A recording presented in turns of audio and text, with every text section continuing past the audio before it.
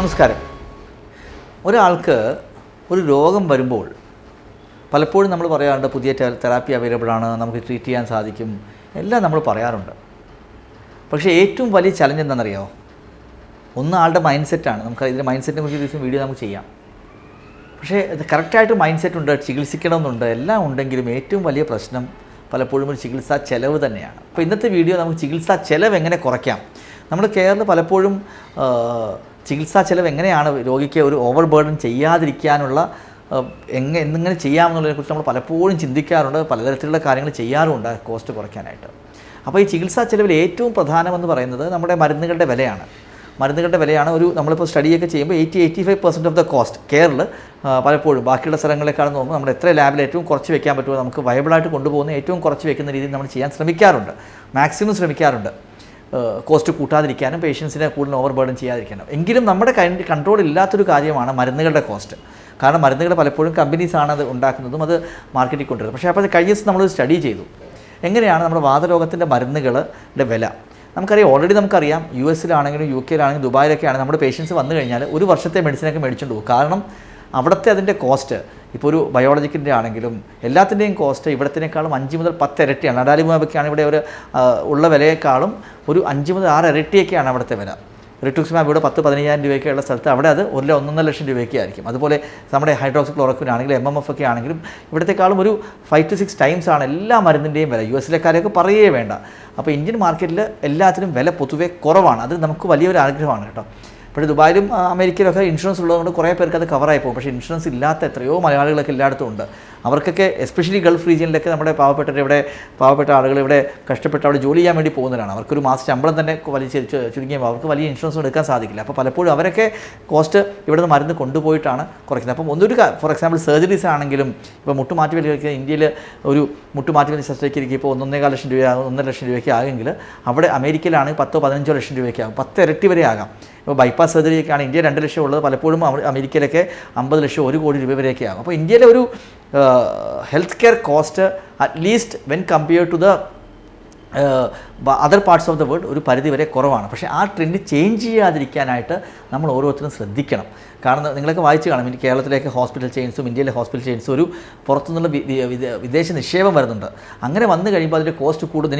എനിക്കൊരു തോന്നലുണ്ട് ഇവർ വന്ന് ഇനി അമേരിക്ക പോലെ ആക്കുമോ ഇന്ത്യയുടെ ഒരു ഹെൽത്ത് കെയർ കാഴ്ച, കോസ്റ്റ് ഭയങ്കരമായിട്ട് കൂടുമോ, ചെയ്യാതിരിക്കാൻ വേണ്ടിയിട്ടുള്ള ശ്രമം എൻ്റെ ഭാഗത്ത് എന്നെ കൊണ്ട് ചെയ്യാൻ സാധിക്കും. അറ്റ്ലീസ്റ്റ് കെയറിൻ്റെ കാര്യത്തിൽ നമ്മൾ ചെയ്യാൻ ശ്രമിക്കാറുണ്ട്, കോസ്റ്റ് കുറച്ച് വയ്ക്കാൻ ശ്രമിക്കാറുണ്ട്.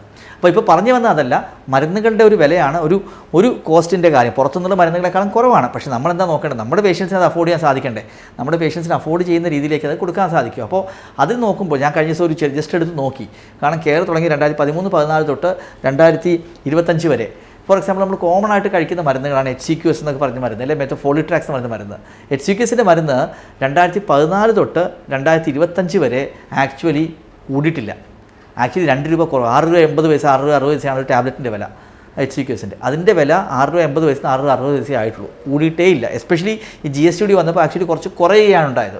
അതുപോലെ ലെഫ്നോയ് ആണെങ്കിലും ഫോളിട്രാക്സ് ആണെങ്കിലും സാസ് ആണെങ്കിലും ഓൾമോസ്റ്റ് എല്ലാ മരുന്നിൻ്റെയും വില ഒരു തരത്തിൽ അല്ലെങ്കിൽ മറ്റൊരു തരത്തിൽ ഫ്ലാറ്റായിട്ടാണ് നിൽക്കുന്നത്. അതൊരു വലിയ കാര്യം. 10-12 വർഷം കൊണ്ട് നമുക്കറിയാം പെട്രോളിൻ്റെ വില 60 രൂപയുള്ള 100 രൂപയായി. സ്വർണ്ണത്തിൻ്റെ വില പറയാനേ ഇല്ല, 3 ഇരട്ടി 4 ഇരട്ടിയായി. പച്ചക്കറിയുടെ വിലയാണ് എല്ലാം കൂടിയിട്ടുണ്ടാവും. മരുന്നിൻ്റെ വില കൂടാതിരിക്കുന്നു എന്ന് പറയുന്നത് എനിക്ക് തോന്നുന്നു വലിയൊരു കാര്യമാണ്. അത് നമ്മളും ഫോർ എക്സാമ്പിൾ നമ്മൾ ഈ റഫ്സൊക്കെ കാണാൻ വരുമ്പോൾ നമ്മൾ പ്രധാനമായിട്ട് അവരോട് പറയുന്ന കാര്യം ഇതാണ്, നിങ്ങൾ വില കൂട്ടരുത്.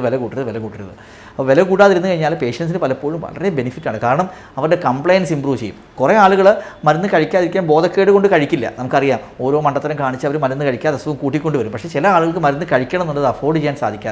അവർക്ക് വേണ്ടിയിട്ടാണ് നമ്മൾ പലപ്പോഴും അഫോർഡ് ചെയ്യാത്തവർക്ക് ഡ്രഗ് ബാങ്ക് കെയറിൽ നമ്മൾ കൊടുക്കാറുണ്ട്. നമ്മളെ കൊണ്ട് പറ്റുന്ന രീതിയിലുള്ള ഹെൽപ്പ് നമ്മൾ ചെയ്യാറുണ്ട്. നമ്മുടെ കുറേ പേഷ്യൻസിന് ഹെൽപ്പ് ചെയ്യും കേട്ടോ. നമ്മുടെ സൊസൈറ്റി അതിനൊരു സൊസൈറ്റി പോലെ ഉണ്ടാക്കി, Kerala arts and rheumatic society എന്ന് ഉണ്ടാക്കിയിട്ടുണ്ട്. അതിൽ കുറച്ച് ആളുകൾ ചെറിയ ഡൊണേഷൻ തരുന്നുണ്ട്. അവർ ത്രൂ നമ്മൾ ആ കാശ് കൊണ്ട് നമ്മൾ പലപ്പോഴും പേഷ്യൻസിന് ഹെൽപ്പ് ചെയ്യാറുണ്ട്. ഒരു മാസം എനിക്ക് തോന്നുന്നു 2 ലക്ഷം രൂപ 2.5 ലക്ഷം രൂപയുടെ മരുന്നെങ്കിൽ നമ്മൾ ഫ്രീ ആയിട്ട് ആളുകൾക്ക് കൊടുക്കാറുണ്ട്. അപ്പം നിങ്ങൾക്ക് ആർക്കെങ്കിലും ഒരു സാമ്പത്തിക പ്രശ്നമുണ്ട്, നമ്മളെ കൊണ്ട് പറ്റുന്ന രീതിയിൽ ഡെഫിനറ്റ്ലി നമ്മൾ കെയറിൽ വരുമ്പോൾ നമ്മുടെ ഡോക്ടേഴ്സിലേക്ക് പറഞ്ഞു കഴിഞ്ഞാൽ അതിനുള്ളൊരു സംവിധാനം ലിമിറ്റഡ് ആൾക്കാർക്ക്, കാരണം നമ്മുടെ റിസോഴ്സസൊക്കെ ലിമിറ്റഡ് ആണ്. നമ്മളെ കൊണ്ട് പറ്റുന്ന രീതിയിലുള്ള ഹെൽപ്പ് നമ്മൾ ഡെഫിനറ്റ്ലി ചെയ്യും. പക്ഷേ മരുന്നുകളുടെ വില കൂടിയിട്ടില്ല എന്ന് പറയുന്നത് വലിയൊരു അനുഗ്രഹം തന്നെയാണ്. മാത്രം GST വന്നപ്പോൾ മരുന്നിൻ്റെ വിലകൾ കുറച്ച് കുറയുകയും ചെയ്തിട്ടുണ്ട്. ഒന്ന്. രണ്ടാമത്തെ ചികിത്സാ ചിലവ് കുറയ്ക്കുന്നത് എങ്ങനെ അഫോർഡബിൾ ആക്കാമെന്നുള്ളതിൽ ഏറ്റവും ഇമ്പോർട്ടൻ്റ് ആയിട്ടുള്ളത് ഏർലി ട്രീറ്റ്മെൻറ്റാണ്. പലപ്പോഴും ഏർലി സ്റ്റേജിൽ അസുഖം കണ്ടുപിടിച്ച് കഴിഞ്ഞാൽ ചെറിയ മരുന്നുകൾ കൊണ്ട് നമുക്ക് പെട്ടെന്ന് അസുഖം കൺട്രോൾ ചെയ്യാൻ സാധിക്കും.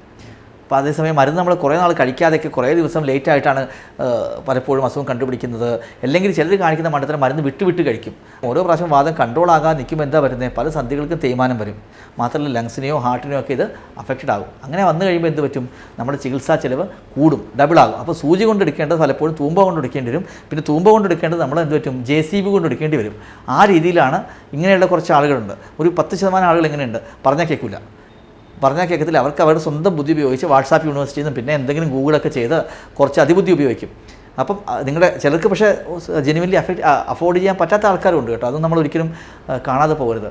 അപ്പോൾ ഇതിൽ പറഞ്ഞു വന്നത്, സമയത്തിനുള്ള ചികിത്സ കറക്റ്റായിട്ട് എടുത്തു കഴിഞ്ഞാൽ നമ്മൾ പലപ്പോഴും കോസ്റ്റ് കുറവായിരിക്കും, ഏറ്റവും കുറവായിരിക്കും. അപ്പോൾ നമ്മൾ വെച്ചുകൊണ്ടിരിക്കരുത്. എന്തെങ്കിലും ആർത്രൈറ്റിസ്, വാതരോഗത്തിന് ആർത്രൈറ്റിസ് ഉണ്ട്, സന്ധികൾ വേദന ഉണ്ടെങ്കിൽ ഡോക്ടറെ കണ്ട് ഏർലി സ്റ്റേജിൽ ട്രീറ്റ് ചെയ്ത് കഴിഞ്ഞാൽ ഡെഫിനറ്റ്ലി കോസ്റ്റ് ഒരു പരിധിവരെ നമുക്ക് കുറയ്ക്കാൻ സാധിക്കും. ഫസ്റ്റ് സ്റ്റേജിൽ, അതായത് ആദ്യത്തെ 6 മാസത്തിനുള്ളിൽ റുമറ്റോയ്ഡ് ആർത്രൈറ്റിസ് കണ്ടുപിടിക്കുകയാണെങ്കിൽ 50% ആൾക്കാർക്കൊക്കെ വരെ ഒരു 2-3 വർഷം കഴിഞ്ഞ് മരുന്ന് ഏറ്റവും ചെറിയ തളവിലോട്ട് കൊണ്ടുവരാൻ സാധിക്കും, അല്ലെങ്കിൽ നിർത്താനും സാധിക്കും. അപ്പം പറഞ്ഞു വന്നത്, ഒന്ന് ഏർലി സ്റ്റേജിൽ കണ്ടുപിടിച്ച് കറക്റ്റായിട്ട് മരുന്ന് കഴിച്ച് കഴിഞ്ഞാൽ ചികിത്സാ ചെലവ് കുറയ്ക്കുന്നതിനുള്ള വലിയ ഒരു കാര്യം അത് ചെയ്യാൻ സാധിക്കും. അല്ലെങ്കിൽ സമയത്തിന് മരുന്ന് കഴിക്കാതെ മുട്ട് തേയ്മാനം വന്നു, ഫോർ എക്സാമ്പിൾ, എപ്പോഴും ഞാൻ പറയുന്നതാണ്, കറക്റ്റായിട്ട് മരുന്ന് കഴിച്ച് മുട്ട് തേയ്മാനം വന്ന് മുട്ട് നമുക്ക് ഓപ്പറേഷൻ ചെയ്യണം, എന്തായാലും 2-3 ലക്ഷം രൂപ പോകും. 2 മുട്ടും കൂടി 2-3 ലക്ഷം രൂപ നമ്മുടെ ഇന്ന് പോയി കിട്ടും. അത് വാതരോഗത്തിന് ലൈഫ് ലോങ് മരുന്ന് കഴിക്കാം, 50 കൊല്ലത്തേക്ക് വരെ മരുന്ന് കഴിക്കാനുള്ള കോസ്റ്റ് അതോടെ കഴിയും. ഒരു സർജറി ഉണ്ട്, അല്ലെങ്കിൽ ഹാർട്ട് അറ്റാക്ക് വന്നു, വാതരോഗം കറക്റ്റായിട്ട് കണ്ടുള്ള ഹാർട്ട് അറ്റാക്ക് വരും, ഹാർട്ടിനൊരു ബൈപ്പാസ് ചെയ്യണം, അല്ലെങ്കിൽ ഹാർട്ടിനൊരു 2 സ്റ്റെൻറ്റ് ഇടണമെങ്കിൽ 1-2 ലക്ഷം രൂപ വരും, നമുക്കറിയാം.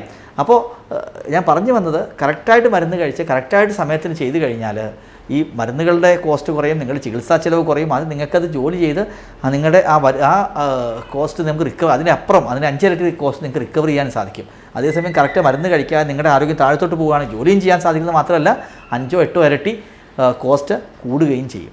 അതുകൊണ്ട് കറക്റ്റായിട്ട് ഏർലി സ്റ്റേജിൽ കറക്റ്റായിട്ട് അസുഖം കണ്ടുപിടിക്കുക, കറക്റ്റായിട്ട് മരുന്ന് കഴിക്കുക, ഡോക്ടർ പറയുന്നത് മുന്നോട്ട് ചെയ്ത് പോയി കഴിഞ്ഞാൽ ഒരു പരിധിവരെ കോസ്റ്റ് കുറഞ്ഞിരിക്കും. അതുപോലെ തന്നെ മരുന്നുകളുടെ വില ഇന്ത്യയിൽ കൂടുന്നില്ല എന്നുള്ളതും ഒരു സന്തോഷകരമായ കാര്യം തന്നെയാണ്. പക്ഷേ ഇനി വരും ദിവസങ്ങളിൽ ഗവൺമെൻറ് ഓഫ് ഇന്ത്യ ഇനിയും ഇത് മരുന്നിന് ചില മരുന്നുകൾക്കെങ്കിലും എക്സ്പെൻസീവ് ആണ്. നമുക്കറിയാം, ചെറിയ ബയോളജിക്കൽ മരുന്നുകൾക്ക് ഇപ്പോഴും വില കൂടുതലാണ്. അത് കുറേ ഇമ്പോർട്ട് ഡ്യൂട്ടിയൊക്കെ ഉള്ളതുകൊണ്ടാണ് അതിൻ്റെ വില കുറയുമെന്ന് തന്നെ നമുക്ക് പ്രതീക്ഷിക്കാം.